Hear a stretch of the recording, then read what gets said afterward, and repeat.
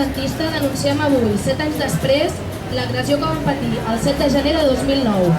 Aquell dia, el col·lectiu feminista Cau de Llunes feia un acte reivindicatiu per denunciar com el capitalisme i l'estructura patriarcal de la nostra societat es sustenten mútuament i es retroalimenten. Aquell 7 de gener, amb una acció performativa i pacífica, Cau de Llunes, amb el suport de la resta de col·lectius de l'esquerra independentista, aprofitava el primer dia de rebaixes per a denunciar de manera simbòlica el suculent negoci de la bellesa.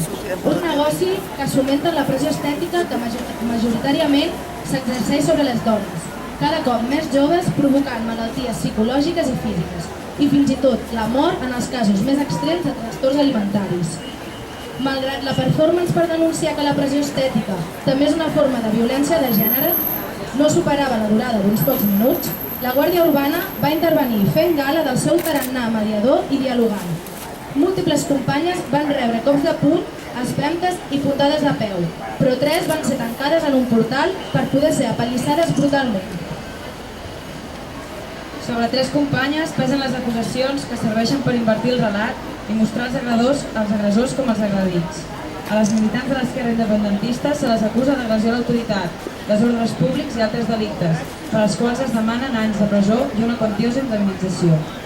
Malgrat aquestes acusacions, la concentració d'avui és per recordar precisament el contrari, que fa 7 anys diverses persones van ser agredides i detingudes il·legalment per agents de la Guàrdia Urbana, que van exercir violència i abús d'autoritat. La concentració d'avui és per a recordar que aquest no és un cas aïllat, tot i que malauradament la majoria de persones que són agredides per agents policials no s'atreveixen a denunciar-ho per por a les represàlies.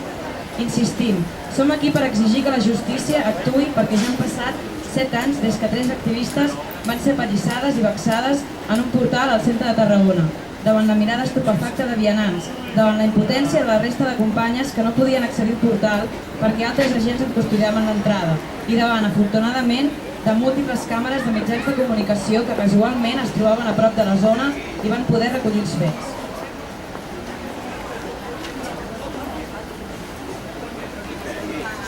Però som aquí, davant del portal on vam ser apallissades, per denunciar tots els casos d'agressions policials, perquè no volem sentir l'excusa que es tracta d'un cas aïllat, d'una disfunció inevitable del sistema, que només algun element individual del cos el que embruta l'honorabilitat de la Guàrdia Urbana.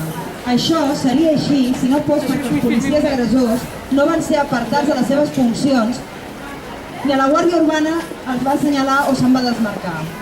Això seria així si no fos perquè l'Ajuntament de Tarragona és acusació particular, malgrat la Fiscalia ja actua en defensa dels interessos de l'administració pública, pagant, a més, un bufet extern de serveis jurídics.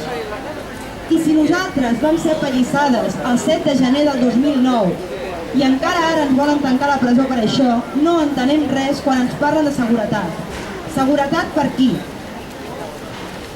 Els cossos policials són de manera clara i rasa organitzacions armades al servei dels estats que s'hi convé donar reivindicacions perquè reprimeixen les classes populars.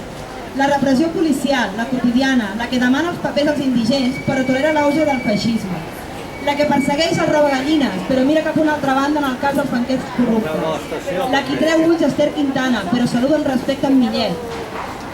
Aquesta policia és l'ADN de la nostra societat i aquesta repressió es torna més crua i virulenta quan es tracta de mantenir a ratlla la gent que lluitem.